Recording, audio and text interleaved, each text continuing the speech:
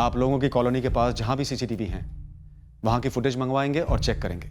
लेकिन आप भी हमें सोचकर बताइए कि कविता जी को कोई क्यों मारेगा? आपकी माता जी, आपकी पत्नी क्यों मारी गई? किसी पे कोई शक? सर, मेरी माँ के एक कज़न भाई बंसीधर मामा जी और उनका बेटा धीरज। कहाँ रहते हैं ये लोग? वैसे मसला क्या है? ज़मीन, यही रहते हैं जोधपुर में। हमारे नाना जी की एक पुश्तैनी ज़मीन है, उसको लेकर के बंसीधर मामा जी और माँ के बीच में कुछ दिनों से झगड़ा चल रहा था। ये तुम्हारे बंसीधर मामा जी और धीरज, इन दोनों का एड्रेस और फोन नंबर दो। आप कुछ नहीं बोल रहे हैं रघु जी? क्या बोलूं साहब, कुछ समझ ही नहीं आ रहा। 30 साल की शादी थी हमारी, 3 बच्चे, ये गिरस्ती, सबका सब एक ही झटके में खत्म कर दी। किसने? क्यों?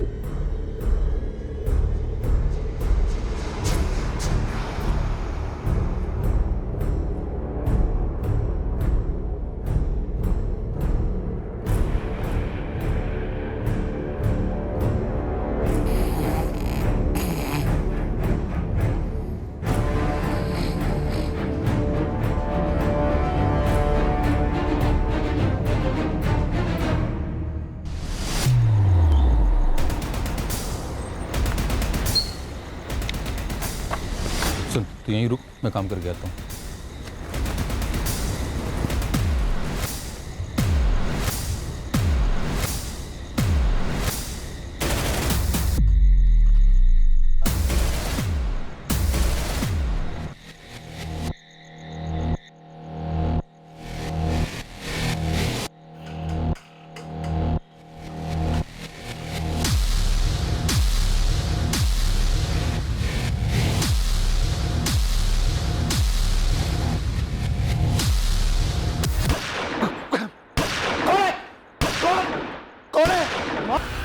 कौन है?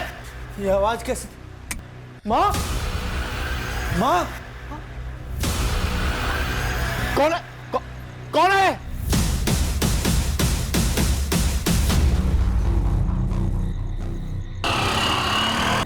ये तो गोली चलने की आवाज है। कहाँ चली गोली? ए माँ, क्या हो गया माँ? वहाँ खिड़की से किसी ने गोली चलाई। हमने भी आवाज सुनी रघु जी। माँ, ए माँ, कविता, माँ, कविता, पापा माँ की सांसें नहीं चल रही। कविता उठो, पापा माँ की सांसें नहीं चल रही। हर्षी, एम्बुलेंस को फोन कीजिए तुरंत। अरे पहले पुलिस को फोन करना चाहिए। अरे पहले हॉस्पिटल तो लेके चलो, बाद में पुलिस को भी फोन कर लेंगे। आप लोग सब यहीं रहिए। संभाल के, संभाल। डॉक्टर साहब, सॉरी, हम कुछ नहीं कर सके। जब तक उन्हें यहाँ लाया गया उनकी मौत हो चुकी थी।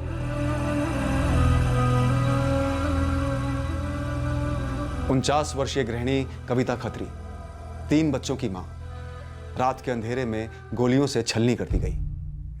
हत्या की मोडस ऑपरेंडी बता रही थी कि हत्यारे खास तौर पर इसी मकसद के लिए आए थे। किसी ने इस अधेड़ उम्र की औरत की ऐसी हत्या क्यों करनी चाहिए थी? इस सवाल का जवाब किसी घुमावदार चक्रव्यूह से कम नहीं था।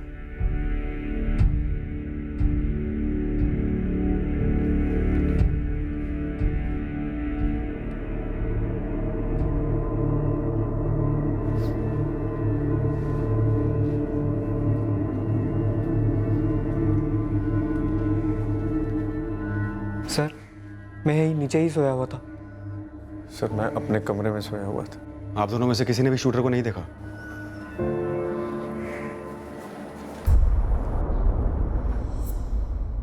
मैं उठ गया था, तब मैंने देखा कि कोई खिड़की से गोलियां बरसा रहा है। आप पहचान पाए उसे? जी नहीं, ठीक से देखा नहीं चेहरा। मैं बाहर की तरफ भागा, आसपास के सभी लोग जाग गए थे, बाहर भी आए, लेकिन तब तक वो गायब हो चुका था। मैं और मेरे पति जगदीश इसी कमरे में सोए हुए थे। अचानक से गोली की आवाज़ सुनाई दी। आवाज़ सुनकर हम दोनों उठे और बाहर के कमरे में गए। और अनीता तुम? मैं बगल वाले कमरे में सोई थी। जब तुम दोनों बाहर गए तो वो हत्यारा खिड़की पे खड़ा था, फायर कर रहा था? मैंने तो नहीं देखा। और मैंने भी कुछ नहीं देखा। गोलियों की आवाज़ सुनकर हम सब तुरंत अपने घरों से बाहर आए। हम जब यहाँ पहुँचे तो देखा कि रघु जी गोली चलाने वाले को ढूंढ रहे थे। आप में से किसी ने भी किसी को यहाँ से भागते नहीं देखा? साहब जी, जब तक हम पहुंचे वो गायब हो चुका था। रघु जी, कविता जी हमेशा उसी बेड पर सोती थी? हाँ साहब। तो जाहिर सी बात है कि जो भी आए थे, हत्यारा या हत्यारे, पहले से जानते थे कि कविता जी हमेशा इसी खिड़की के पास होती थी। उन्होंने घर के अंदर घुसने की कोशिश भी नहीं की। सर, आप कह रहे हैं कि वो लोग सिर्फ माँ को मारने आए थे? लग तो ऐसा ही रहा है। सिर्फ उन्हीं पर इतनी सारी गोलियां चलाई गई, किसी और पर नहीं। लेकिन क्यों साहब? मेरी पत्नी की किसी से क्या दुश्मनी हो सकती है? इस सवाल का जवाब तो हमसे बेहतर आप दे सकेंगे। आप सोचकर बताइए कि आपकी किससे ऐसी दुश्मनी थी? 5 गोलियां दागी गई उनमें, करीब से, एक भी चूकी नहीं। जब तक टेबल पर आई she was dead. Heart, lungs, abdomen पूरी तरह से छन्नी हो चुके थे। ऑन द स्पॉट मौत हो चुकी होगी। ये 5 गोलियां मैंने एक्सट्रैक्ट की है। खिड़की से आधा मीटर दूर पर सोई थी, पॉइंट ब्लैंक रेंज। 5 गोलियां पीठ से एंटर होकर वाइटल ऑर्गन्स को चीर गई। हो सकता है कि विक्टिम खिड़की की उल्टी दिशा में फेस करके सो रही होगी। हाउसवाइफ थी, पति और बेटे फर्टिलाइजर की दुकान चलाते हैं। हत्यारे किसी और के लिए नहीं, सिर्फ इनके लिए आए थे। आप लोगों की कॉलोनी के पास जहां भी सीसीटीवी हैं, वहां की फुटेज मंगवाएंगे और चेक करेंगे। लेकिन आप भी हमें सोचकर बताइए कि कविता जी को कोई क्यों मारेगा? आपकी माता जी, आपकी पत्नी क्यों मारी गई? किसी पे कोई शक? सर, मेरी माँ के एक कज़न भाई है, बंसीधर मामा जी, और उनका बेटा धीरज। कहाँ रहते हैं ये लोग? वैसे मसला क्या है? ज़मीन, यही रहते हैं जोधपुर में। हमारे नाना जी की एक पुश्तैनी ज़मीन है, उसको लेकर के बंसीधर मामा जी और माँ के बीच में कुछ दिनों से झगड़ा चल रहा था। ये तुम्हारे बंसीधर मामा जी और धीरज, इन दोनों का एड्रेस और फोन नंबर दो। आप कुछ नहीं बोल रहे हैं रघु जी? क्या बोलूं साहब, कुछ समझ ही नहीं आ रहा। 30 साल की शादी थी हमारी, 3 बच्चे, ये गिरस्ती, सबका सब एक ही झटके में खत्म कर दी। किसने? क्यों? जी, अभी अभी एक फोन आया रिश्तेदार का, कविता की हत्या के बारे में। बंसीधर जी, आप और आपका बेटा धीरज तुरंत केवटिया पुलिस थाने आ जाइए, जरूरी बात करनी है। हमसे क्या बात करनी है आपको? और हम कविता के घर से काफी दूर रहते हैं, कदरिया चौक में, और वहां जो कुछ भी हुआ उसमें हम क्या बता सकते हैं आपको? बंसीधर जी, आप आइए, बात करते हैं। नहीं आए तो हमें आना होगा। हम आते हैं। जगदीश ने जमीन का मसला उठाया होगा पुलिस वालों के सामने। वो हमें फंसाने की कोशिश कर रहा है। देखते हैं। धीरज, चले? हाँ पापा। पापा, मैं 2 में तैयार होके आया।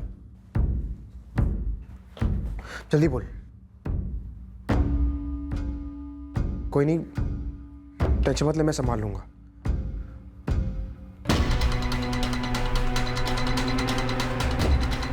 चाचा, अकबर।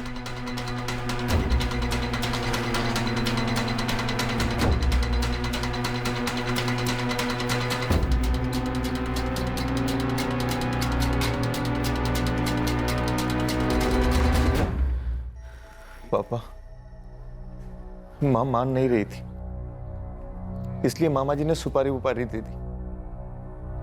सब मामा जी का कराया हुआ है। सिर्फ जमीन के लिए भैया? मामा जी ऐसा करेंगे? तो और क्या वजह हो सकती? कौन कर सकता है ऐसा?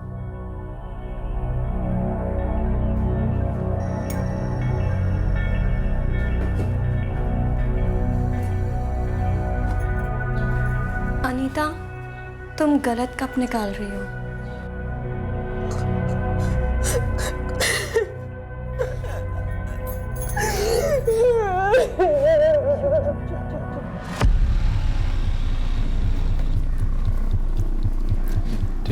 सलाम सर। आपकी फाइल खुली है कि एक तगड़ी खबर है? शाबाश गुरु, बोल। 2 पेशेवर शूटर यहाँ जोधपुर में परसों पधारे थे, अब हवा हो गए। दिलीप पालीवाल, गोविंद शेखावत। जयपुर में इनकी हिस्ट्री है। यहाँ जोधपुर में घंटाघर के पास एक लॉज में 2 दिनों के लिए डेरा डाले हुए थे। आज सुबह ही चेकआउट किए। तो कविता मर्डर में कोई इन्वॉल्वमेंट, कोई सुराग? सर जी, यहाँ जोधपुर में इन लोगों का मौजूद होना ही सबसे बड़ा सुराग है। यहाँ जोधपुर में कोई सैर सपाटे के लिए उताए नहीं होंगे। गुरु, पता कर इस वक्त ये दोनों कहाँ हैं। देखते हैं क्या यही दोनों हैं जिन्होंने गोली चलाई। अगर यही हैं तो पक्का इनसे किसी ने गोली चलवाई है। आप सही कह रहे हैं, मसला भारी था जमीन का, क्योंकि आज जमीन की कीमत भी तो भारी है ना। कविता जी अड़ी हुई थी, इसलिए आप सौदा नहीं कर पा रहे थे जमीन का। दरअसल कविता और उसके पति रघु जी इतने अड़े हुए नहीं थे। उनका बेटा, क्या नाम, जगदीश, बड़ा अड़ियल है। वही उकसाता था कविता और रघु जी को। तो अब कविता जी तो रही नहीं, आपके रास्ते का कांटा निकल गया। अभी मेरी बहन की लाश शायद उनके घर वालों को मिली भी नहीं होगी और उन्होंने मुझ पर उंगली उठाना शुरू कर दिया। सर आप सोचिए, जब उन्हें मुझ पर इतना ही शक होता है तो क्या मैं पागल हूं जो मैं कविता को मरवाता? सीधी मुझ पर ही उंगली उठती ना सर। तुम कुछ नहीं बोल रहे हो धीरज? सर इसमें बोलने जैसा क्या है? जब हमने कुछ किया ही नहीं तो किस बात की सफाई थे? घरेलू मामला तो, और ऐसे मामले को थोड़ी कोई गोली चलाकर सुलझाता है। और ऐसे मौकों पर घर के बाहर के लोगों को ही संदिग्ध बनाया जाता है, घर के अंदर कोई झांक कर नहीं देखता। तो आप ही हमें बता दीजिए, क्या घर के अंदर कोई ऐसा कारण था जिसकी वजह से कविता, आपकी कजिन बहन का कत्ल हुआ? एक साधारण घरेलू गृहिणी की पीठ में 5-5 गोलियां बनती जी। धीरज सर, एक बात आप साफ साफ जान लीजिए, मेरी बहन कविता साधारण घरेलू किस्म की औरत थी। क्यों? घर में किसी को आपत्ति थी उनसे? आप लोगों को कविता की बेटी अनीता के बारे में पता है क्या? वो एक बार नहीं, 2 बार तलाक से गुजर चुकी है। तो क्या इन 2 तलाकों की वजह से कत्ल हुआ हो सकता है? सर, जमीन के विवाद की कड़वाहट को लेकर कत्ल हो सकता है, तो रिश्तों की खटास की वजह से क्यों नहीं?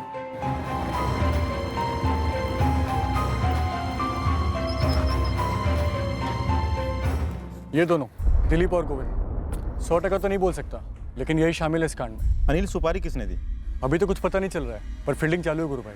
कुछ तो सूंघा होगा। एक बात है भाई, कोई और पेशेवर मर्डर तो हुआ नहीं इतने दिन से हमारे जोधपुर में। अब ये 2 पेशेवर यहीं थे, तो 2 और 2 4 तो इन्हीं के साथ हो रहा है ना। तो जल्दी इन दोनों का पता लगा। अगर ये दोनों मिले तो सुपारी देने वाला भी मिलेगा या मिलेगी।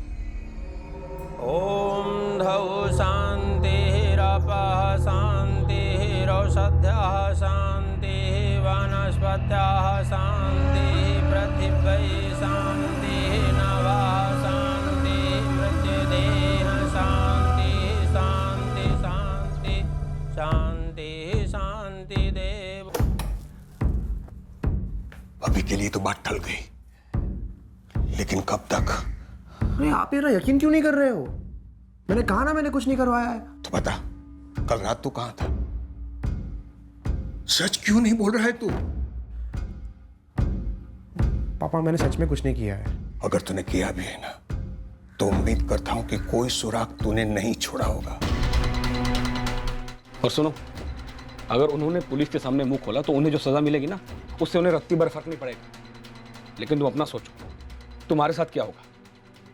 राम नाम सत्य है, राम नाम सत्य है, राम नाम सत्य है, राम नाम सत्य है, राम नाम सत्य है, राम नाम सत्य है, राम नाम सत्य है, राम नाम सत्य है, राम नाम सत्य है। अनीता का डिवोर्स उसका निजी मामला है, उसका मेरी सास के कत्ल से क्या ताल्लुक? शिखा, क्या तुम बता सकती हो वो शूटर्स कौन थे? मैं कैसे बता सकती हूँ? तो फिर मेरे सवालों का जवाब तुम सवालों से मत दो। जो पूछ रही हूँ उसका सीधा सीधा और पूरा जवाब दो, वरना अनीता को मुझसे बात करने दो। तो अनीता, तुम्हारी 2 शादियां टूटी, सही कह रही हूँ मैं? क्यों बताना चाहिए अनीता के तलाक के बारे में? उसमें बताने जैसा है क्या? छुपाने जैसा क्या है जगदीश? सर, हमने कुछ छुपाया नहीं। तो फिर बताया क्यों नहीं? लेकिन आपने कुछ पूछा भी तो नहीं साहब। और बताने जैसा कुछ है भी तो नहीं पापा। है जगदीश, परिवार में जो कुछ भी हुआ हो वो बताना जरूरी है मर्डर केस में। कहां की रंजिश कौन किस पर निकालेगा ये कोई नहीं कह सकता। हम पूछे ना पूछे, लेकिन आपको हर चीज बतानी है। अनीता की पहली शादी हुई 2012 में विजय राठौर के साथ, और उसका तलाक हुआ 2014 में। उसके बाद उसकी दूसरी शादी कराई 2015 में ईश्वर सोनी के साथ। तलाक पिछले साल हुआ 2017 में। दोनों टाइम तलाक का कारण क्या था? उसका पहला पति विजय राठौड़ पियक्कड़ बन गया था, मारता पीटता था उसे। और दूसरा पति ईश्वर सोनी? वो तो उस विजय से भी गया गुजरा था सर। लाडू से पाला है हमने अनीता को। जानवरों से बदतर सलूक होता था उसके साथ। जब वो सह नहीं पाई तब बोली हमसे। सर क्या आप लोगों को विजय और ईश्वर के खिलाफ कुछ मिला है? क्या उन लोगों ने हमला कराया मेरी माँ पे? कोई कारण था उनके पास तुम्हारी माँ पे हमला करवाने का? डिवोर्स से नाखुश थे? वैसे डिवोर्स लेने का फैसला किसका था? क्या बात है जगदीश? रघु जी? अनीता, तू उस घर में अब कदम भी नहीं रखेगी। हम तलाक की मांग करेंगे। बात करते हैं ना विजय से और उसके परिवार से। वादा लेते हैं उससे कि वो अनीता के ऊपर कभी हाथ नहीं उठाएगा। इस तरीके से तलाक करवा के इसका घर नहीं उजाड़ना हमें। वो घर घर होता है क्या, जहाँ पति अपनी पत्नी को इस तरह से पीटे? माँ कुछ लेन देन चाहते होंगे, ना खुश रहे होंगे शादी में, जो मांगे पूरी कर देंगे, सब सही हो जाएगा। मैं खुल के बात करता हूँ विजय से। विजय को अगर कुछ चाहिए था ना तो हिम्मत करके मांगता हमसे। ये कोई तरीका है मांगने का? और बात सिर्फ दहेज की होती ना तो अनीता अब तक कुछ ना कुछ जरूर बता चुकी होती। कविता, तलाक हर मसले का हल नहीं होता, बहुत महंगा पड़ेगा समाज में, हम सबको, अनीता को। अरे बाहर में जाए ऐसा समाज। जब मेरी बेटी पर कोई हाथ उठा रहा था और समाज आकर उस हाथ को ना रोक सके तो मुझे कोई लेना देना नहीं ऐसे समाज से। बहुत सहा है मेरी बच्ची ने, बस अब और नहीं।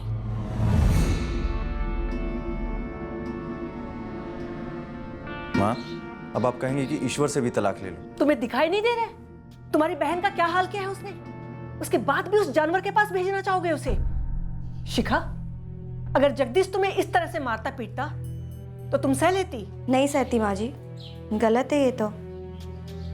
कविता, बड़ी मेहनत करके दूसरी शादी करवाई अनीता की। तो हम और मेहनत करेंगे और तीसरी शादी करवाएंगे। विजय और ईश्वर गलत थे, इसके लिए गलती हमारी थी, हमने चुना, लेकिन इस बार सही चुनेंगे।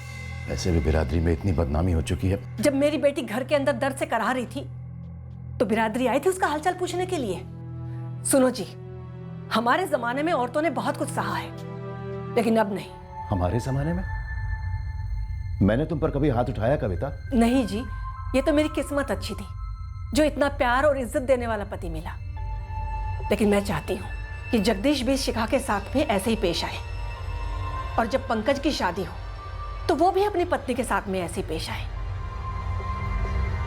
और अनीता का तीसरा पति भी ऐसे ही पेश आए। 2 बार तलाक हुई औरत को हमारे इस शहर में एक अच्छा आदमी मिलना मुश्किल ही नहीं, नामुमकिन है। जब तक अनीता के लिए सीधा ढंग का इंसान नहीं मिल जाता है ना, अनीता यहीं रहेगी हमारे साथ। जगदीश, वकील को बुलाओ, तलाक का नोटिस भिजवा दो ईश्वर को। चट्टान की तरह मेरे साथ खड़ी रही माँ, हमेशा। अनीता, ये विजय और ये ईश्वर, क्या ये दोनों डिवोर्स के लिए खुशी खुशी राजी हुए थे? वो तो नहीं पता मैडम, मुझे इतना पता है कि वो दोनों मुझसे कभी खुश नहीं थे। रघु जी, आपकी पत्नी कविता जी एक मजबूत औरत थी। घर की नींव थी वो, छत भी थी। कविता मुश्किल फैसले बहुत सही तरीके से लेती थी, जो मैं कभी नहीं ले पाता। वाकई बहुत मजबूत औरत थी। हम सबकी ताकत थी वो।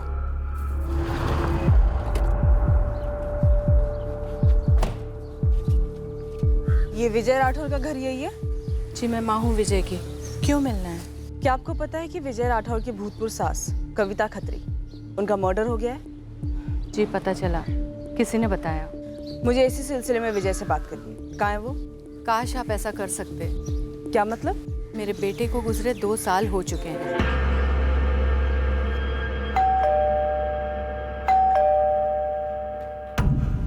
ईश्वर सोनी यहीं रहते? जी हाँ, मैंने पढ़ा था अखबार में कविता जी के बारे में। कभी सास थी तुम्हारी? 1 साल पहले। 13 जून की रात मर्डर हुआ। उस रात को तुम कहाँ थे ईश्वर? मैं यहीं था सर, अपने घर पर आपको क्या लगता है इस सब में मेरा हाथ है क्या तुम्हारा? 2017 में मेरा तलाक हुआ था अनीता से, इस कविता खत्री की बेटी से। ये योगी था, मेरी वाइफ। 8 महीने पहले हमने शादी की है। हम खुश हैं सर, और कत्ल वतल करके मैं अपने पैरों पे कुल्हाड़ी क्यों मारूंगा? वो लोग मेरे लिए कोई मायने नहीं रखते, पिछली जिंदगी जैसे। अनीता का पहला पति विजय राठौर 2 साल पहले लिवर फेलियर से उसकी मौत हो गई, पी कर। ईश्वर सोनी की 8 महीने पहले शादी हुई है योगिता से। खुश लग रहा है? मतलब दोनों ही एंगल्स बन नहीं रहे हैं कविता खत्री मर्डर केस में। सर सामने से तो कुछ नजर नहीं आ रहा है, पर हाँ खत्री खानदान पे थोड़ी रोशनी जरूर डाल रहा है। कैसे? सर अनीता को दोनों बार डिवोर्स लेने की सलाह देने से लेकर उसके साथ हमेशा खड़े होने में कविता का बहुत बड़ा हाथ था। लेकिन कविता का पति रघु और बेटा जगदीश वो कभी भी डिवोर्स के पक्ष में नहीं थे, सुलह चाहते थे।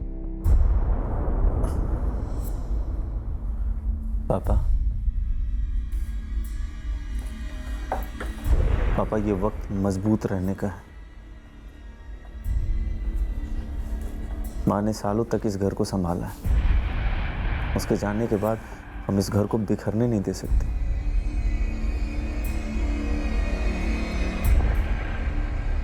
तुम इनसाइड जॉब की तरफ इशारा कर रही हो? कविता बहुत हावी होती थी रघु और जगदीश पर, तो क्या उन दोनों ने किया होगा? सर इम्पॉसिबल नहीं है। शूटर सीधा खिड़की पे आया, उसने सोई हुई कविता पर 5 राउंड फायर किए और फिर भाग गया। किसी और को मारने की कोशिश नहीं की या फिर कुछ और करने की कोशिश नहीं की, बल्कि रघु और पंकज उसी कमरे में सोए गए। अंदर आओ सर। आओ गुरु आओ। उन दोनों हिस्ट्री शीटर्स दिलीप और गोविंद पर कोई मूवमेंट? दोनों की खोज चल रही है सर, लेकिन टिप ये है कि कविता के कजन भाई बंशीधर के बेटे धीरज को उठा लो। 13 की रात को धीरज घर पर नहीं था, सुबह सुबह लौटा है। और धीरज था कहाँ? वो तो आप पूछिए, लेकिन खबर पक्की है धीरज हड़बड़ाया हुआ था और उसका बाप भी टेंशन में घूम रहा है। आपके पास सबूत क्या है कि मैं 13 जून की रात घर पर नहीं था? कई हैं, और उनमें से एक है नरेंद्र शुक्ला, तुम्हारा पड़ोसी, जिसने 14 जून की सुबह तुम्हें घर आते देखा। तो इसका मतलब यह है कि मैं अपनी बुआ कविता खत्री का मर्डर करने गया था और वहां से लौट रहा था? नहीं, तुमने खुद नहीं किया, तुमने इन दोनों से करवाया, दिलीप पालीवाल, गोविंद शेखावत। मैंने नहीं पहचानता। पेशेवर हत्यारे हैं ये। देखिए सर, मैंने इनसे अपनी बुआ का मर्डर नहीं करवाया है। तो 13 जून की रात भर कहाँ था तू? मैं बुआ के घर नहीं था। मैं सच कह रहा हूँ, कसम से कह रहा हूँ, मैं नहीं था वहां। देख धीरज, 13 जून की रात भर के एक एक सेकंड का हिसाब लेंगे हम तुझसे, और अगर जरूरत पड़ी ना तो डंडा भी करेंगे। ठीक है सर, कीजिए डंडा, लेकिन मैं नहीं बताऊंगा। तुझे पुलिस के डंडे के बारे में जरा सा भी अंदाजा नहीं है ना? है सर, अंदाजा है, लेकिन एक निजी कारण है जिसकी वजह से आपको मैं नहीं बता सकता कि उस रात मैं कहाँ था। हम धीरज गुप्ता पर दबाव बढ़ाने ही वाले थे कि जब अचानक अनीता के ईश्वर सोनी के साथ हुए डिवोर्स का एक ऐसा पहलू सामने आया जिसने इस केस को एक नई रोशनी दी। और इसके चलते विजय राठौड़ से हुआ पहला डिवोर्स भी रेडार में आया। जाहिर सी बात थी, हमसे ये खुलासे अनीता ने नहीं किए थे। दरअसल उसने अपने परिवार वालों को भी अंधेरे में रखा था। सर अनीता के दोनों एक्स हस्बैंड्स विजय राठौड़ और ईश्वर सोनी, इन दोनों के घर के बाहर मैंने खबरें लगा दिए थे। और सर हमारे खबरों ने एक बहुत ही खटकने वाली खबर दी है। कैसी खटकने वाली खबर? सर अनीता का पहला पति विजय राठौड़ वो शराब पीता था, ये तो हम सब जानते हैं, लेकिन सर वो अनीता को कभी पीटता नहीं था। और ईश्वर? एक भी पड़ोसी ऐसा नहीं मिला जिसने कहा कि ईश्वर अपनी पत्नी को पीटता था, या फिर ईश्वर ऐसा आदमी हो जो अपनी पत्नी को पीट सके। और ऊपर से ये बात भी कही कि ईश्वर की दूसरी पत्नी योगिता, वो उसके साथ काफी खुश है। ओह, तो इसका मतलब खत्री परिवार ने कविता के बारे में हमसे झूठ बोला, या फिर अनीता ने खत्री परिवार से मारपीट का झूठ बोला। सर, मुझे किसी सीनियर ऑफिसर से बात करनी है। कौन हो तुम और क्या बात है? मैम, मेरा नाम श्रुति मौर्य है और मैंने सुना है आप लोगों ने धीरज को अरेस्ट किया है। क्या कहना है तुम्हें? सर, मैम, धीरज आपसे कभी सच नहीं बोलेगा। कौन सा सच? कि उसने अपनी बुआ कविता खत्री का मर्डर करवाया? नहीं सर, ये सच नहीं है। सच ये है कि 13 जून की रात मेरे मम्मी पापा घर पे नहीं थे और धीरज मेरा बॉयफ्रेंड है, तो आप समझ रहे हैं ना? सर, किसी भी सूरत में मम्मी पापा को नहीं पता चलना चाहिए कि मैं उस रात श्रुति के घर था। सर, हम अलग अलग कास्ट से हैं और एक दूसरे से बहुत प्यार करते हैं, और अगर ये बात उन्हें पता लगी तो वो हम दोनों को जान से मार डालेंगे। सर, मैं नहीं चाह रहा था कि श्रुति का नाम सामने आए, इसलिए कुछ बोल नहीं रहा था मैं। सर, हम सच कह रहे हैं। धीरज, जब तक हम ना कहें तुम जोधपुर छोड़कर बाहर नहीं जाओगे।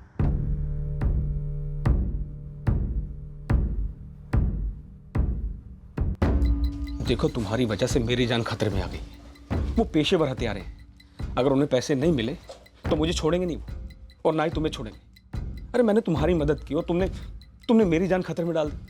तुम्हें समझ आ रहा है कुछ? वाह, कविता जी का मर्डर होने के बाद पहली बार ये पूछना किसी ने ज़रूरी समझा। और अनीता ने मेरे पति के खिलाफ घिनौने और बेबुनियाद इल्ज़ाम लगाए थे, लेकिन मुझे खुशी है कि ये मेरी ज़िंदगी में आए। और मुझे खुशी है कि आप इल्ज़ाम नहीं लगा रहे बल्कि पूछ रहे हैं इस बारे। तो बताइए सच क्या है? सच तो ये है सर कि अनीता झूठ बोलती थी। मैंने बेल्ट से तो क्या, कभी इसको थप्पड़ तक नहीं मारा, कभी हाथ तक नहीं उठाया उसको। तो फिर अनीता अपनी माँ से झूठ क्यों बोलती थी? वो तो सर आप उसी से पूछिए। लाडली थी उस घर की, जो वो बोलती उसकी माँ सच मान लेती थी। ये बिल्कुल झूठ था कि विजय पीकर अनीता के साथ मारपीट किया करता था। ऐसा कभी भी कुछ नहीं हुआ है। तो फिर अनीता और उसकी माँ कविता खत्री ने जब उस पर मारपीट का आरोप लगाया तो विजय ने मना क्यों नहीं किया? देखिए, विजय पियक्कड़ था ये सभी जानते थे, फिर एक पियक्कड़ की बात पे कोई भरोसा क्यों करता? ऊपर से अगर विजय अपनी सफाई में कुछ भी कहने की कोशिश करता तो मारपीट, दहेज वहेज कोई भी केस ठोक देते अनीता और उसके घर वाले। इससे तो हमारी मुसीबत और दुगनी हो जाती ना। 99% केसेस में क्या होता है सर, लड़की जैसे ही लड़के पे मारपीट का आरोप लगाती है, लड़का जेल के अंदर। आप तो जानते ही होंगे, आप ही लोग करते हैं। और मुझे जेल जाने का कोई शौक नहीं था। ऊपर से मैं शौक था अनीता ने मुझ पर ऐसे इल्ज़ाम लगाए, इसलिए चुपचाप डाइवोर्स दे दिया। अनीता क्या ये सच है? अनीता, माँ तेरे लिए इतना लड़ी, हर बार तेरा साथ दिया, और तूने झूठ बोला क्यों? अनीता, हम कहीं सुनी पर नहीं जा रहे हैं। हमने बहुत छानबीन करके पता लगाया है कि ना तो विजय राठौड़ तुम्हें टॉर्चर किया करता था और ना ईश्वर सोनी। तो फिर माजरा क्या था? और तेरी माँ तेरे इस झूठ को पकड़ ही नहीं पाई, कैसे? अनीता, क्या तुमने ये सारा नाटक, ये सारे झूठ रतन सिसोदिया के लिए बोले? ये चैट मैसेजेस, ये सारे मैसेजेस तुम्हारे हैं रतन सिसोदिया के साथ। और अनीता, इन्हें देख के तो लग रहा है कि तुम्हारी काफी पुरानी जान पहचान है उससे। हम सब जानते हैं रतन, हमारे एरिया में ही रहता है। नमस्कार, वेलकम, सुस्वागतम। पधारो हमारा देश। जोधपुर के इस शानदार शहर में आप सभी लोगों का बहुत बहुत स्वागत है। मैं रतन सिसोदिया, आज के लिए आपका टूर गाइड। मैं वादा करता हूं कि आज के दिन ना तो मैं ना ये शहर आपको किसी भी तरह से निराश करें। तो आज के लिए हमारा सबसे पहला स्टॉप है जोधपुर का घंटाघर। वहां से हम मशहूर मेहरानगढ़ फोर्ट जाएंगे। ये जोधपुर की शान माना जाता है। अभी 11:30 बज रहे हैं, हम 1 बजे तक यहीं रहेंगे। वैसे तो इस शानदार गढ़ को पूरी तरह देखने और समझने के लिए पूरे 2 दिन लगते हैं। अनीता, जवाब दे, कब से चक्कर चल रहा है तेरा रतन सिसोदिया के साथ? बोल। कोई बात नहीं, हमारी टीम गई है उसे लाने। 2 डंडे मारेंगे, सारा चक्कर सामने आ जाएगा। नहीं नहीं सर, आपसे कभी नहीं मारेंगे। और हमारा कोई चक्कर वक्कर नहीं है, प्यार है हमारा, सच्चा प्यार, सालों का प्यार। तुम्हारी पहली शादी से भी पहले का। तो ये विजय और ईश्वर वाली बात हमारी आंखों में धूल झोंकने के लिए किया तूने? हाँ? तेरी मां को ये सब कुछ मालूम था? बिल्कुल नहीं पापा, हम सब लव मैरिज के खिलाफ थे। मैं कभी अपने दिल की बात किसी से कह ही नहीं पाई। तेरी माँ एक टांग पर खड़े होकर सबसे लड़ी। जानती हूँ पापा, पर मैं फिर भी कभी कुछ नहीं कह पाई। और वैसे भी आप खुद ही तो कहते थे कि मैं कभी अपने पसंद का लड़का नहीं चुन सकती। अरे कहा था तो क्या तू ऐसा कर देगी? 2 लोगों पर झूठे इल्जाम। अनीता, कहीं ऐसा तो नहीं कि कविता जी ने तुम्हारी चोरी पकड़ ली हो और तुमने रतन के साथ मिलकर उन्हें? नहीं नहीं सर, आप ये कैसी बातें कर रहे हैं? रतन तो खुद 1 महीने बाद भैया और पापा से मेरा हाथ मांगने वाला था। 8 साल पुराना रिश्ता है हमारा। मैं उससे शादी करना चाहता था। हम सबको सब कुछ बताने वाले थे साहब। और उसके पहले ही कविता जी को पता चल गया, और इससे पहले कि वो किसी और को कुछ बोलती या विरोध करती, तुमने उन्हें मरवा दिया। अनीता, सच बोल। मैंने कुछ भी नहीं किया है। अगर रतन ने ये सब करवाया है ना, मैं कभी उसका चेहरा भी नहीं देखूंगी। अब रतन पे इल्जाम लगा रही है, जैसे पहले विजय और ईश्वर पे इल्जाम लगाया। हाँ? उन दोनों की जिंदगी खराब, यहाँ हम सब परेशान, बस इस एक झूठ के लिए। डर के मारे मैंने झूठे इल्जाम जरूर लगाए थे, पर ये भी बिल्कुल सच है पापा। मैंने या रतन ने माँ को नहीं मरवाया है। साहब, गरीब फैमिली से हूँ, बहुत मुश्किल से मेहनत करके टूरिस्ट गाइड बना हूँ। आपको ऐसा क्यों लगता है कि अनीता की माँ को मारकर मैं उसे शादी कर पाता? शायद वही सबसे बड़ी अड़चन हो। अड़चन कैसी साहब? वो तो हमेशा अनीता का साइड लेती थी। अर्चना दूर करती थी बल्कि सपोर्ट करती है हमारा। लव मैरिज में नहीं करती। करना होता तो पहली शादी के पहले ही बोल दिया होता अनीता ने घर पे। साहब अनीता का 2 बार डाइवोर्स हो चुका है। अब जाके मैं उसकी माँ से उसका हाथ मांगने वाला था। तो तुझे मालूम था कि अनीता जो कुछ भी अपने पतियों के बारे में बता रही है वो बड़ा चढ़ा कर बता रही है? साहब अंदाजा था मुझे, लेकिन मैं और अनीता एक दूसरे से प्यार करते हैं तो वो वहां उसके पतियों के साथ खुश कैसे रह पाती? और साहब उसकी माँ को मारकर मैं उसके साथ कैसे खुश रह पाऊंगा? सर जी, अनीता और रतन की पिछले महीनों की मूवमेंट नहीं करी, किसी सुपारी वाले से मिलने की कोई निशानी नहीं है। दिलीप पालीवाल और गोविंद शेखावत की कोई खबर? सारे पुलिस स्टेशन अलर्ट पर हैं, फिर भी उनका कोई ठिकाना नहीं मिल रहा। मेरे बंदे सारे हिस्ट्री शीटर्स का भेजा खा रहे हैं, कहीं से कुछ सामने नहीं आ रहा। पेशेवर है तो सुपारी तो निकली होगी इस कविता खत्री की।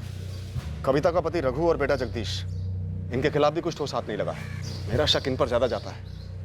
कहीं कोई गेम तो नहीं खेल रहे दोनों? कोई बीच वाला रेफरी होगा इस गेम में, जिसके जरिए ये दोनों पेशेवर हत्यारे गोविंद और दिलीप के कांटेक्ट में आए होंगे। क्योंकि सर जी, इंटरनेट से ढूंढने से कोई पेशेवर हत्यारा तो मिलेगा नहीं, और शायद वही बीच वाले बंदे की वजह से आपको ये बाप बेटे के खिलाफ कुछ मिल नहीं रहा हो। गुरु, इनकी फर्टिलाइजर की दुकान है, तू एक अलग टीम लेके जा। जितने भी दोस्त हैं, दुश्मन हैं, इनके सबको खंगाल। कोई ना कोई सुराग तो मिलना ही चाहिए।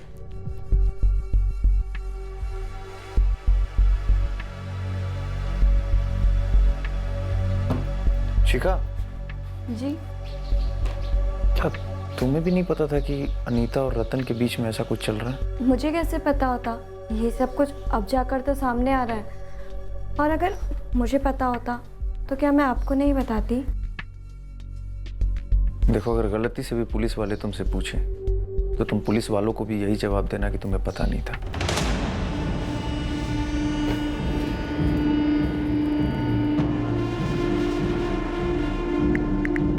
कैसे हो? मारा तुम्हें पुलिस ने?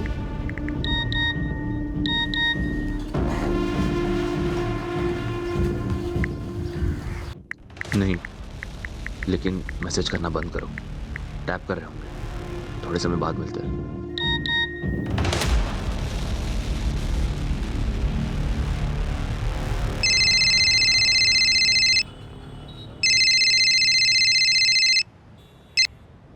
हेलो, मैं केवटिया पुलिस थाने जोधपुर से बोल रही हूँ। आप कौन बोल रही हैं? जी मैं हिना कुरैशी बोल रही हूँ। कहाँ से बोल रही हैं आप?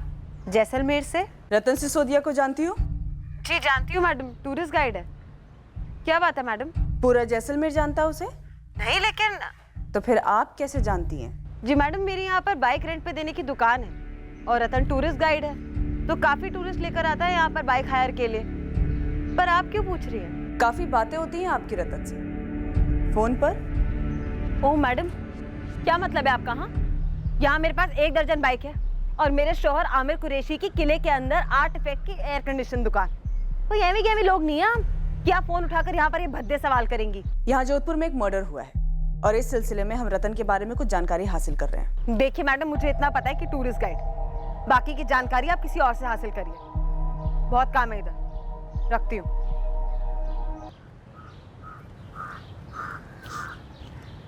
पुलिस मुझ तक कैसे पहुंच गई?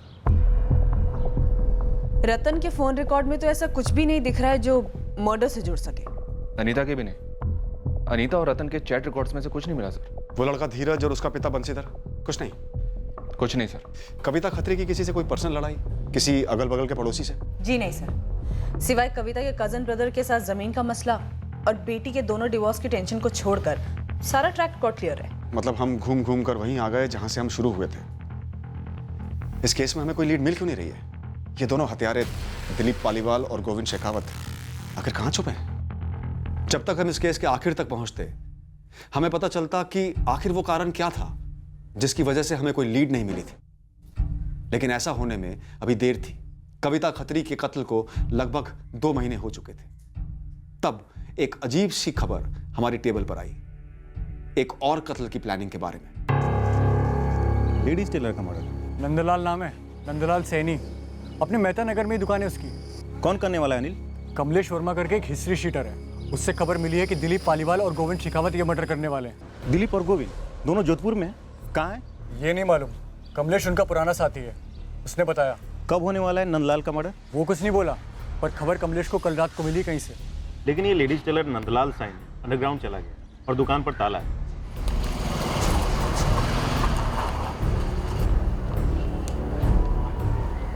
फोन भी बंद है और मोहल्ले में किसी को कुछ नहीं पता है कि ये नंदलाल गायब कहाँ हो। तेरे से पहले नंदलाल को टिप मिली होगी कि दिलीप और गोविंद आ रहे हैं उसके लिए।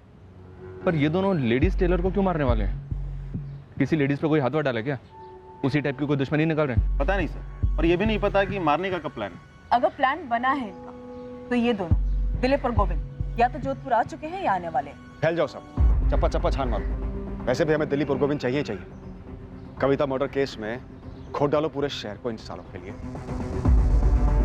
पूरे जोधपुर में एक सीक्रेट अंडरकवर ऑपरेशन लॉन्च किया गया इन दो हिस्ट्री शीटर्स को धरने के लिए, दिलीप पालीवाल और गोविंद शेखावत। लेडीज टेलर नंदलाल सैनी के लिए भी खोज की गई, जिसके कत्ल की टिप हमें दी गई थी।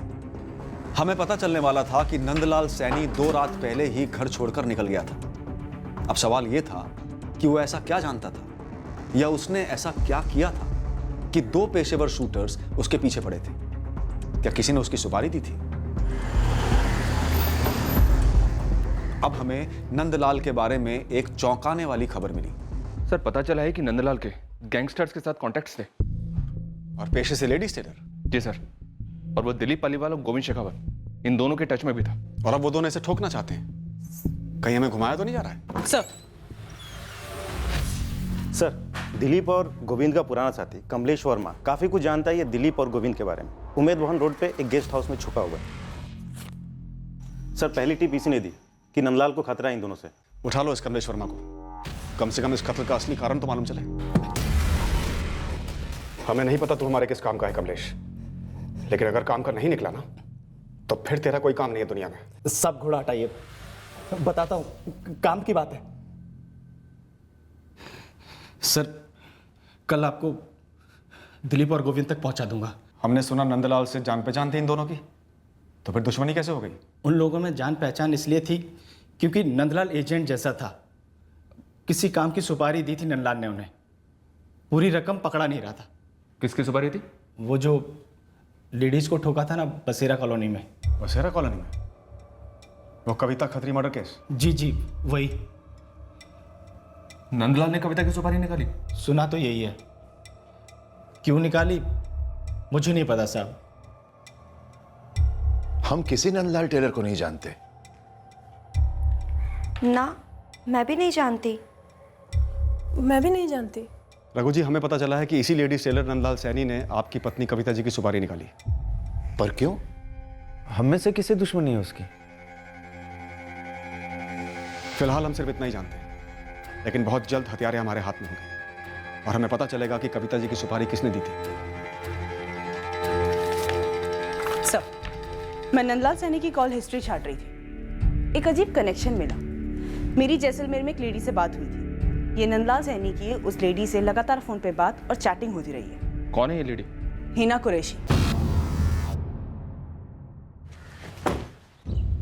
हिना कुरैशी रतन सिसोदिया के फोन रिकॉर्ड से फीचर करती थी, राइट? Right sir. और यही हिना कुरैशी टेलर नंदलाल सैनी से भी बात करती है, जो इस वक्त अंडरग्राउंड है और जिसे सुपारी दी है दोनों शूटर्स को, कविता खत्री की। Yes sir. उठा लें सर हिना को?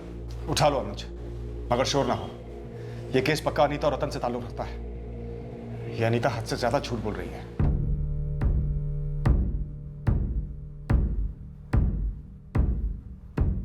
माँ जी ने कभी तुमसे जिक्र किया था इस नंदलाल टेलर का? नहीं, मुझे तो कभी कुछ नहीं कहा। फिर ऐसी भी क्या दुश्मनी रही होगी उसकी माँ जी से? मुझे तो कुछ गड़बड़ लग रहा है पापा। कोई दर्जी माँ का कत्ल क्यों करवाएगा? कुछ समझ में नहीं आ रहा। हमारे घर ऐसा क्यों हुआ? कविता ने आखिर नंदलाल के साथ ऐसा क्या किया था? हर एक लेडीज टेलर को जानना गुनाह कैसे हो गया?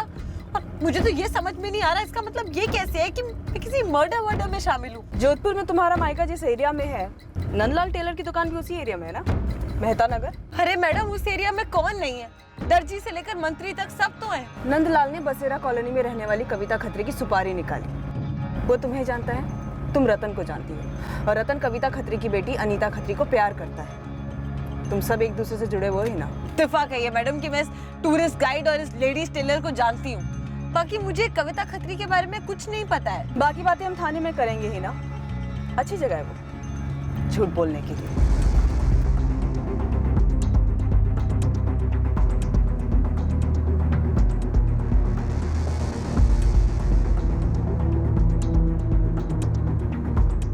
हिस्ट्री शीटर कमलेश वर्मा ने हमें गोविंद शेखावत और दिलीप पालीवाल की एग्जैक्ट लोकेशन दी और तुरंत हमने दोनों को हिरासत में ले लिया। इस केस के सारे खिलाड़ी अब हाथ में थे। अब इस केस की हकीकत सामने आने वाली थी जो हमारे होश उड़ाने वाली थी। चल लेडीज टेलर, अब पूरी कहानी बता, क्यों दी सुपारी? ये दिलीप और गोविंद का एंगल तो क्लियर है, इन्होंने ट्रिगर दबाया। अपना और हिना का एंगल बता। चल। ये हिना तो कह रही है कि इसका इस मर्डर से कुछ लेना देना नहीं है। अरे साहब, जो कुछ भी लेना देना है सब इसी का है। झूठ बोल रहा है साहब ये। मेरी उस कविता खत्री से कोई दुश्मनी नहीं थी साहब। मालिक आप तो जानते हैं कि हमारी निजी दुश्मनी थी नहीं। हमने तो बस अपना काम किया, हमने घोड़ा दबाया बस। और साहब वही तो इस पूरे माजरे की जड़ है। ये भाई लोगों ने गलत निशाने पे दबा दिया घोड़ा। गलत निशाना? मालिक 13 की सुबह हम उसके घर के बाहर गए थे, मैं और नंदलाल।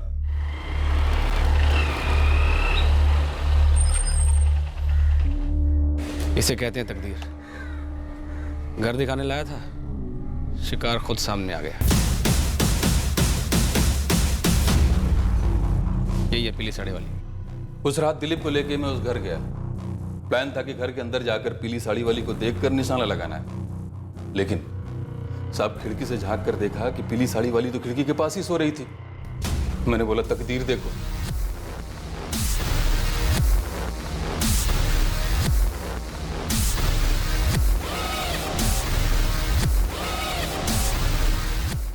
सब सेम साड़ी थी, सेम।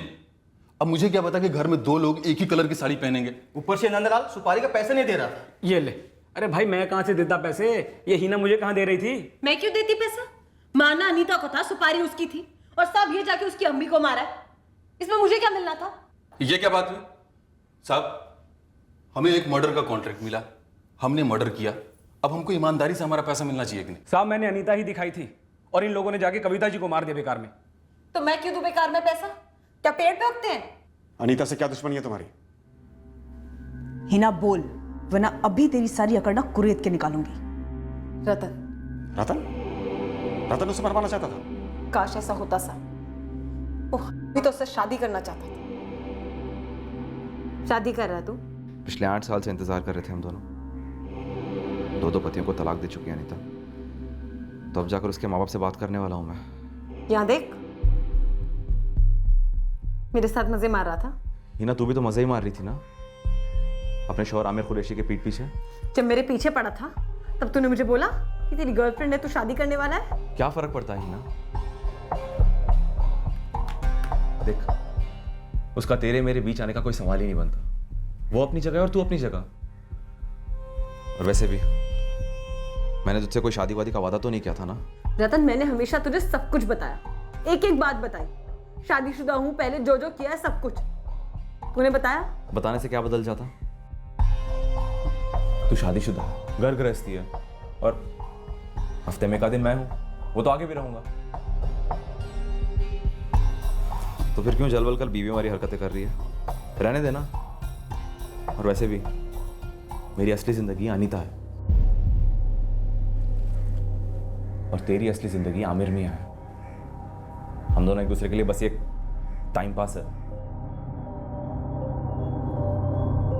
तस्वीर दिखा अपनी असली जिंदगी की।